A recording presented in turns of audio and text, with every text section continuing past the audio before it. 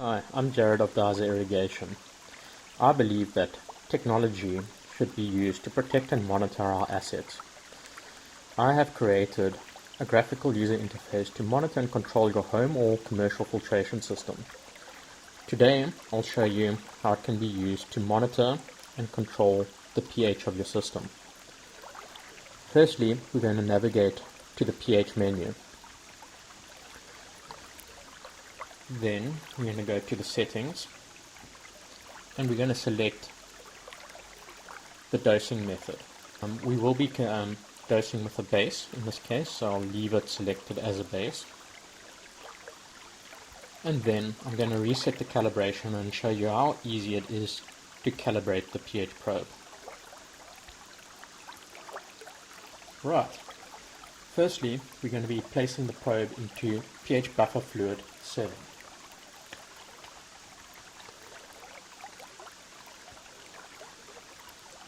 You'll notice that the sensor voltage at the bottom starting to adjust as it calibrates to pH buffer fluid 7.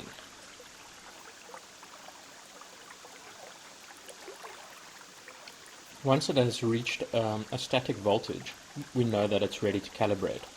So by hitting calibrate pH 7, it will capture this voltage and have it calibrated for pH buffer fluid 7. Next, we'll clean off the probe and replace it in pH buffer fluid 4.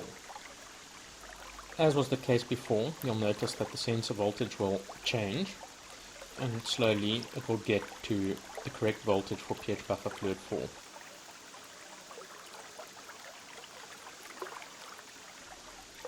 Once the sensor voltage remains static, we can hit calibrate for pH 4 and we'll have a calibrated pH probe. And there you go, that's it. Your pH probe is now calibrated. I'm now going to move to a couple of the other menus so that you can see what else it is capable of. We're going to first scroll back to the pH menu and then to the pH pump and then to the pH pump settings. Here we can set the operating windows of the pH pump, when it will kick in, when it will kick out. We have set it to kick in and start dosing with an alkali solution when the pH drops below pH 6, and to switch off when the pH is neutral at pH 7. Now I'm going to go back to the pH menu and we can see a few other things. I'm now going to place the pH probe back into pH buffer fluid 7 so that you can see how the graphs and gauges change.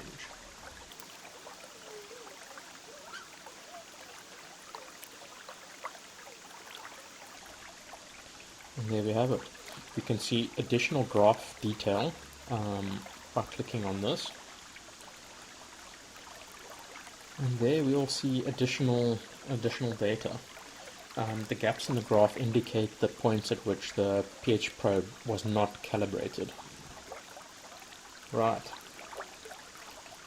Additional data can be seen, like the Wi-Fi signal, how long it has been connected to the internet, and the firmware version. And that's it.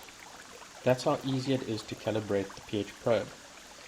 Additionally, I'll just show you what happens when we place the probe in a weak bicarbonate of soda solution, and then we'll see the gauge moving over to an alkaline pH reading.